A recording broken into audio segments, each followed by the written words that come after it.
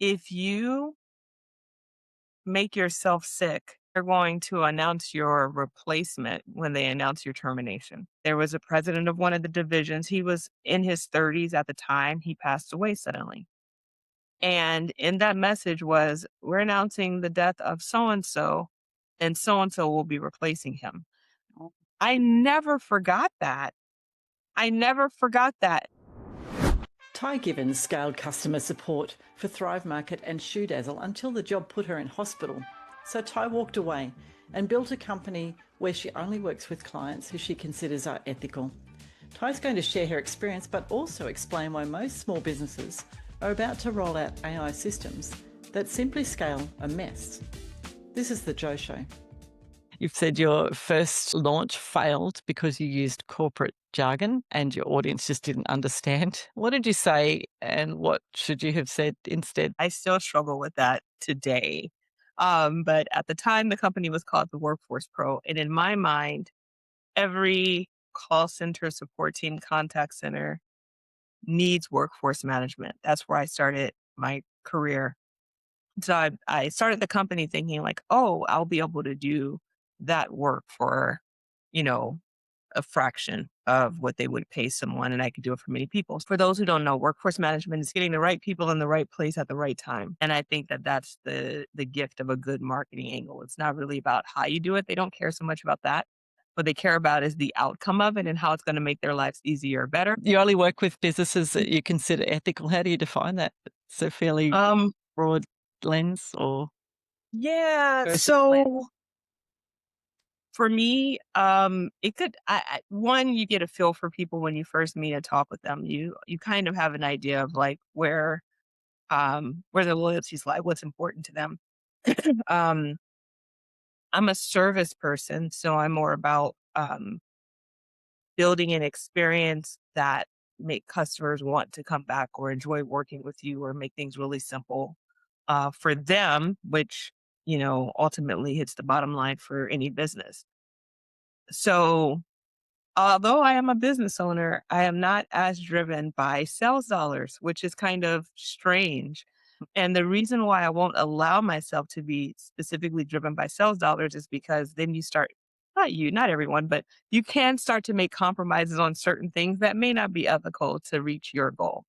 Mm, And so when I work with clients, if I find that they don't operate in a space of honesty, if they are looking to deceive customers, if they are looking to do a bait and switch or hide information, I can't work with them. And I didn't always have that choice as a W-2 full-time employee for other organizations because they would be like, oh, well, we're just going to do it this way. But that's not the right thing to do. And I know that makes me sound like holier than thou. It's not that. It's just at the end of the night, I need to be able to go to sleep and I need to be yes. able to do that peacefully, knowing that I did the best work that I could do every day. And sometimes that comes with saying, I know that that's going to get you extra dollars, but I'm not willing to tell that story. And you don't have to do it with me. Somebody else will be happy to do it for you. It just will not be me.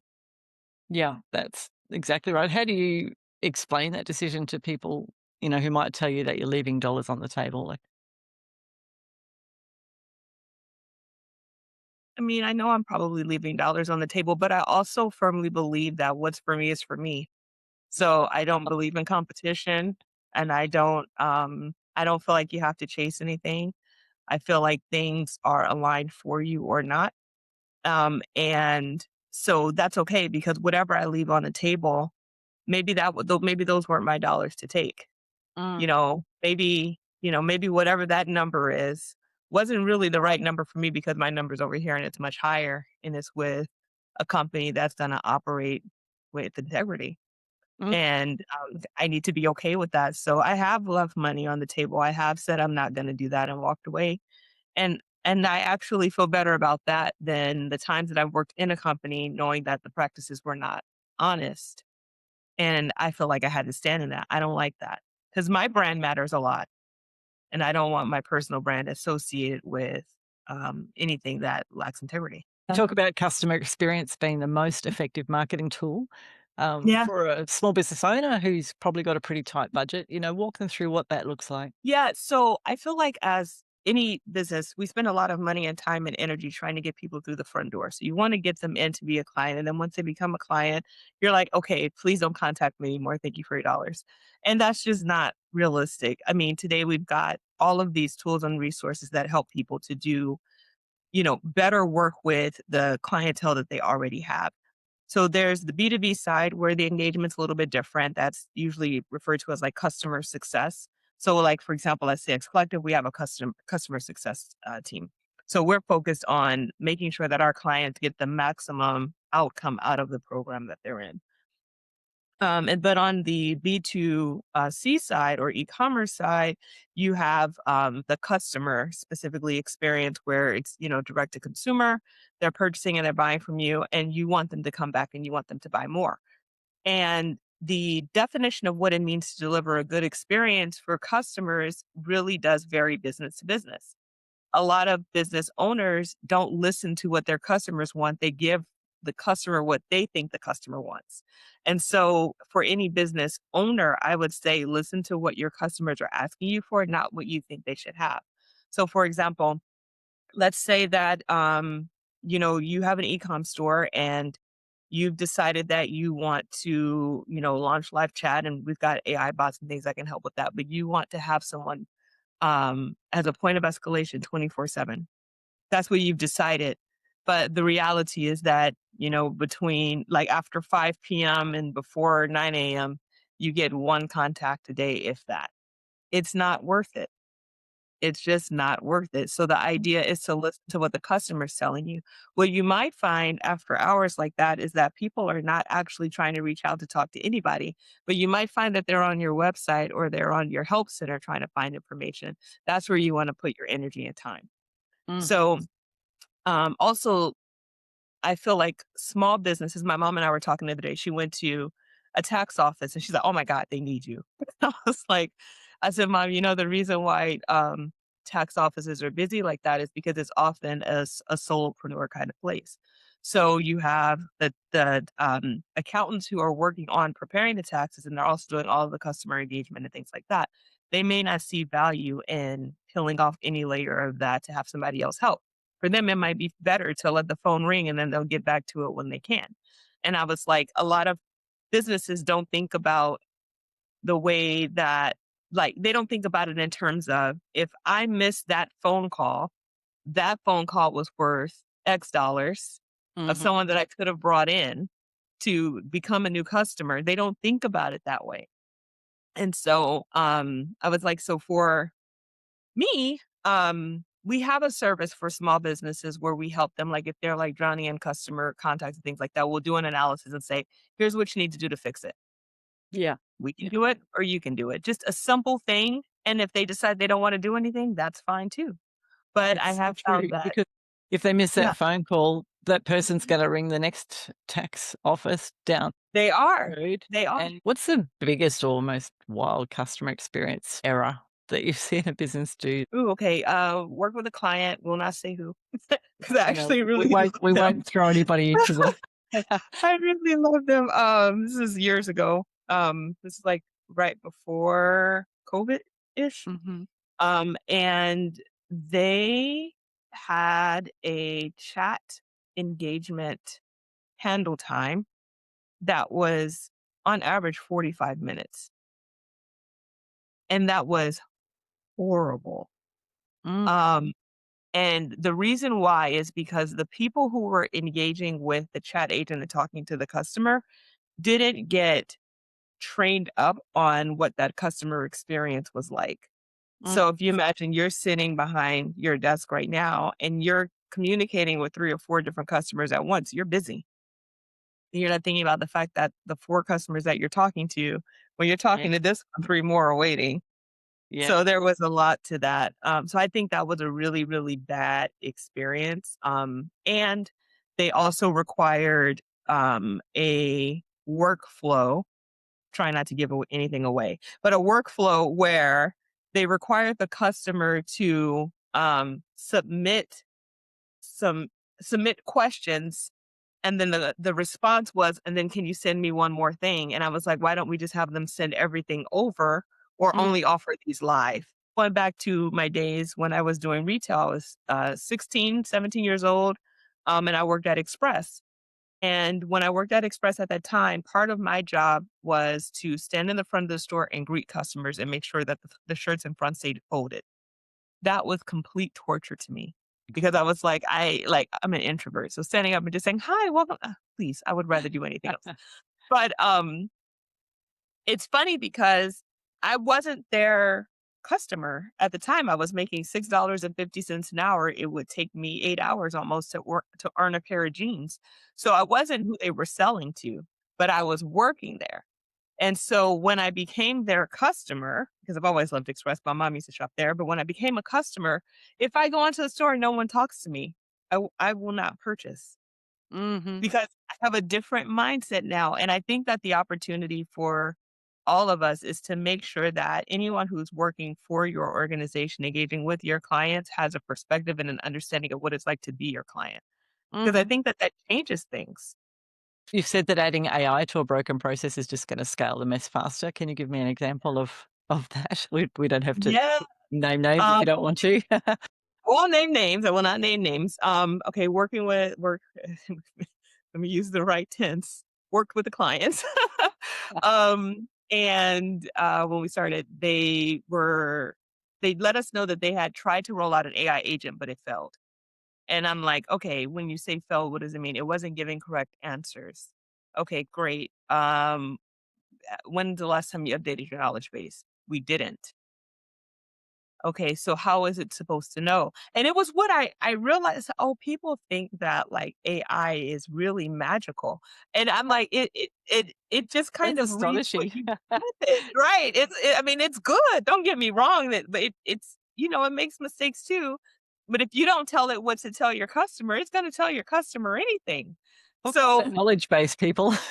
yeah, and and also the mistake of thinking that something is set it and forget it. So for us, when we have clients and we set up their agents or anything like that, we're checking on them every Monday. That's our day to go through. We're looking at what people search for. We're looking at what those search results rendered. We're looking for, do we need to update tags? Do we need to update labels? Do we need to add any questions to your FAQ? Do we need to rewrite an article because the bot hallucinated and said something weird? We do all of those things for our clients every Monday and send them a report like, here's how things are going and here's what we're going to change. Now, we had one instance where a client or a customer wrote into a client and they responded on top of a marketing email, which was full of images and, sales language, right? Like, buy this, try that. And the customer replied back and asked a specific question. But when the AI agent responded to the customer, it considered everything in the email. Oh, no. I Good mean, lesson to learned. be building in, that's right. Yeah, and so sometimes, like, if anyone's rolling out an AI agent, like, there's no such thing as perfect. Even when you set it up, you will mess up. That to me was like one of those things like, duh, why didn't we think of that? Right? But Mhm. now we know what to do moving forward, so other clients get to benefit from that learning, and I hopefully think it's, anyone. yeah, definitely still a phase with AI, whether it's customer support or any system. That first Yeah. month or 2 is gonna be a bit messy and bumpy while you figure out what it can and can't do and realize, as you say, those forgotten things of where it's pulling information from or not. One thing I think people really miss is, yes, you're gonna hook up your knowledge base, but also what's the granular data on your website looking like? You Yeah. know, are your Yeah. photos labeled with the product name? Simple Yeah. things like that. Are your categories right?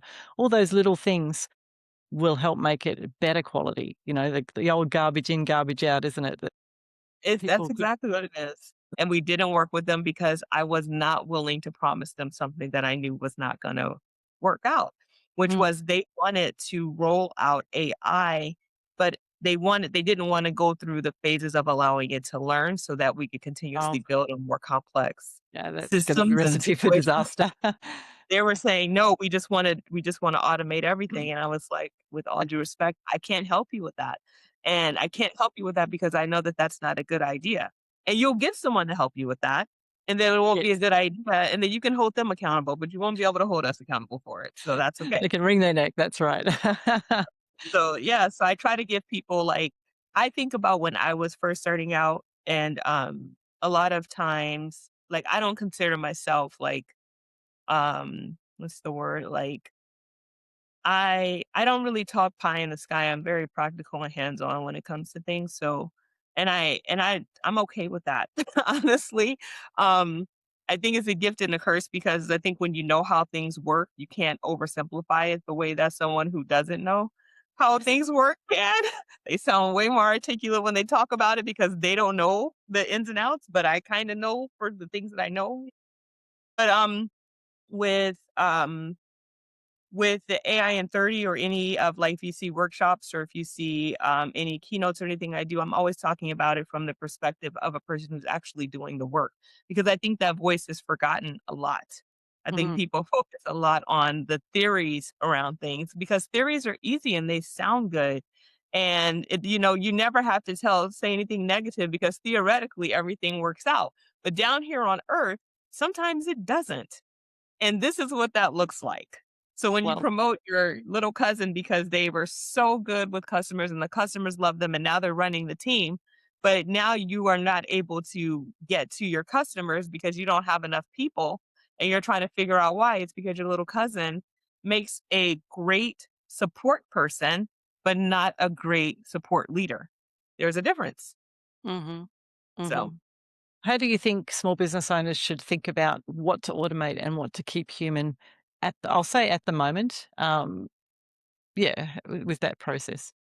So we do like we do analysis typically that looks at self-serve versus agent assisted, right? An agent is not AI agent. Agent is like a human agent assist. Hmm. And usually the self-serve is around those things that you may even consider handing off to if you were, back, 20 some odd years ago, we were focused very heavily on BPOs and outsourcing to, other countries to handle these types of phone calls that people deem just very easy. So nowadays, AI is kind of taking and filling in that spot more than they used to. So if you think about it, it'll be something that always is, or a process that's already defined, or something that's just always clear. So if someone wants to return something and you have a link to the return portal, then you just send them the link to the return portal. I mean, that's a really basic, simple one that you don't have to think about. If you have a situation where um trying to think of another one. It's in my AI in 30. But definitely the returns, you might have one where like that's always a no, right? Like do you offer refunds? No, we do not. Like whatever those simple always are things, if it's logic based, if it's yes or no, automate it. Now, where you don't want to do is automate anything that requires any critical thinking. And so, my theory is that the role of like the support person will evolve into one where people are actually making decisions and answering questions, and really like being helpful and resourceful to the customer because they have they have the ability to, like, apply some sort of knowledge outside of a yes or no. It's a gray area. So those are the things that you're gonna give to someone, but, you can qualify them, like, so It's just circling back to when you were working for the major brands and scaling the customer support for them and yeah. starting to feel the stress, even though outside it probably looked quite successful. What was it doing to you? And was the process of recognizing the level of stress sudden or slow? And when did you know you had to make a change? I felt like there was a carrot hanging in front of me all the time, that I could never actually achieve anything. So it didn't matter how much I actually accomplished. It was never enough, if that makes any sense.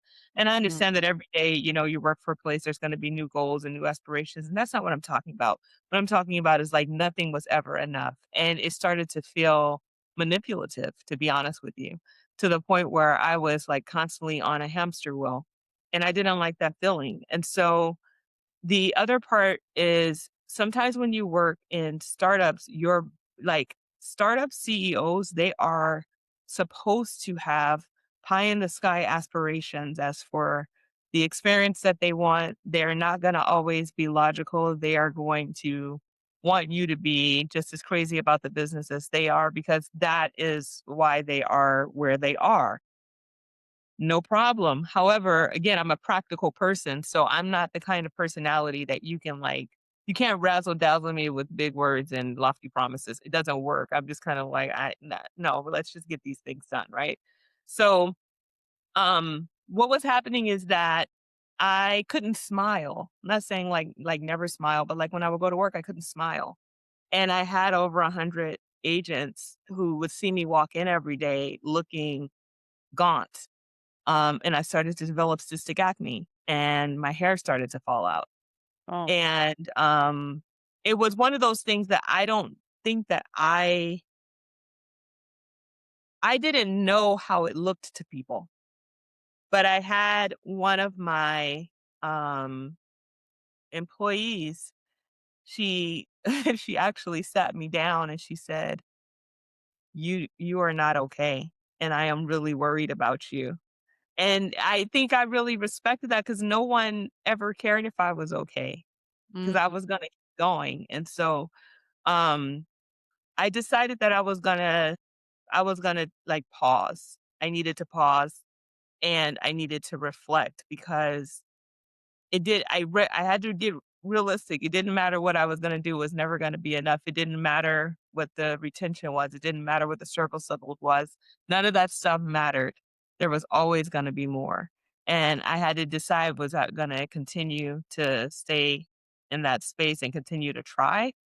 Or if I had to be honest with myself about the fact that there was never gonna actually be a win. It wasn't about actually accomplishing anything, it was about keeping me on the hamster wheel. mm. It's And not I a fun decided to place to be. yeah, I decided to leave. So when you walked away, did you know that you were gonna build something else, or did you just feel like you just had to stop? I had to stop. I didn't have any idea what I was gonna do next. I just wanted to breathe. Mm, Um, and it took a while for me to not feel guilty because I feel like I had walked away, from my team, and I didn't like that feeling. So it took me a minute to just kind of say that it was okay for me to put my oxygen mask on finally.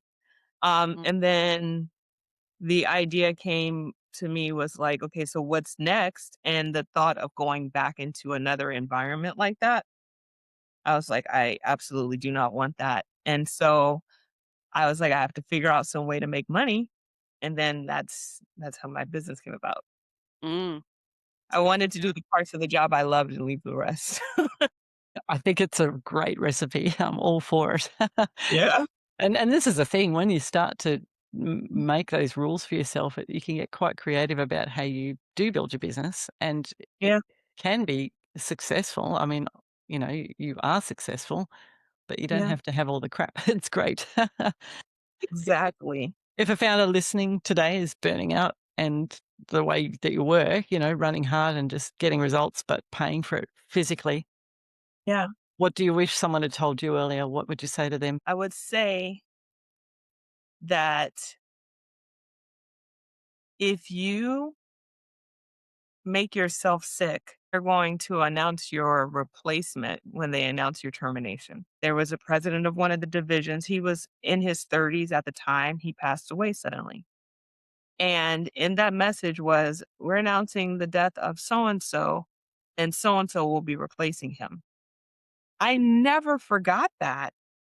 I never forgot that. And I was like, you feel like these places care about you, but n- you have to care about you authentically because they're going to tell you what they need to tell you. So if you're not okay and you have to step away, and if they don't allow you the space and time to step away, that's probably not your place anyway. It's time to move Mm. on. And if it's in your own business and you're feeling overwhelmed, I think Yeah. it's important to stop and decide whether you're playing to what you think the template should be, or whether you can make Yeah. some changes, and just have the courage to look at what works for you. Be honest with yourself. It's hard. I had a call with my mom yesterday and I was just like, I'm tired. Like I'm going through a phase right now where I've haven't had a day off. I'm coming up on 4 weeks Mm, because I'm working on something that I'm really passionate about. And it's like a double-edged sword because I'm working that hard because I'm passionate about it and that's making me tired. And then I'm tired because I'm working on something that I'm passionate about. And it's like this it's a juggling act.